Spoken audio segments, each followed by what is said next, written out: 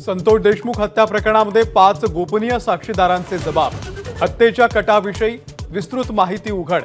कराड चाटे घुले टोळीचा फास आवळण्यासाठी गोपनीय साक्षीदारांची मदत।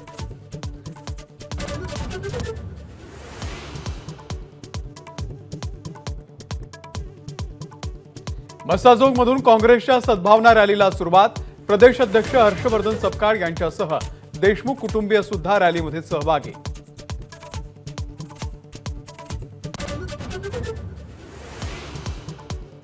धनंजय मुंडेंचा पाय आणखी खोलात। कृषी विभागातल्या घोटाळ्याची सुरेश धस ईडीकडे तक्रार करणार। मुंडे आणि कराड यांनी कृषी विभागाचे 200 कोटी परस्पर उचलल्याचा धस यांचा आरोप।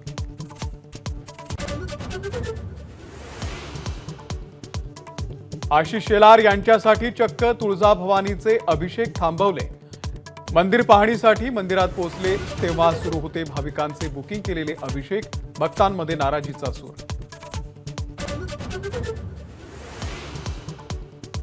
एमएसआरटीसीचं अध्यक्षपद पुन्हा एकदा परिवहन मंत्री प्रताप सरनाईक यांच्याकडे। मुख्यमंत्री देवेंद्र फडणवीसांनी केली नियुक्ती। काही दिवसांपूर्वीच आयएएस संजय सेठी यांनी केली होती नियुक्ती।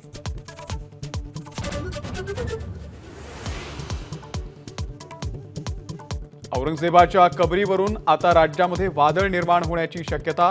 कबरी उखडून टाकण्यासंदर्भात खासदार उदयनराजे, मंत्री नितेश राणे यांचं वक्तव्य, तर हिंदू जनजागृती समितीचा देखभाल निधीवरती आक्षेप।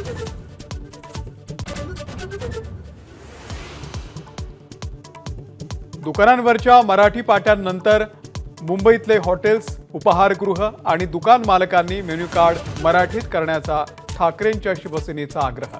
फोर्टमधल्या हॉटेल्समध्ये जाऊन दिले पत्रक।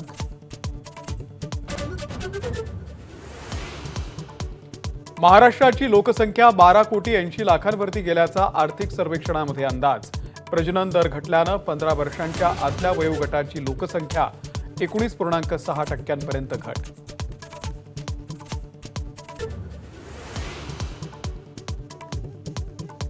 एक खून करण्याची परवानगी द्या, रोहिणी खडसेंची राष्ट्रपतींकडे पत्र लिहून मागणी। महिलांवरील अन्याय आणि अत्याचारी प्रवृत्ती आणि निष्क्रिय कायदा सुव्यवस्थेचा खून करायचा असल्याचा विचार।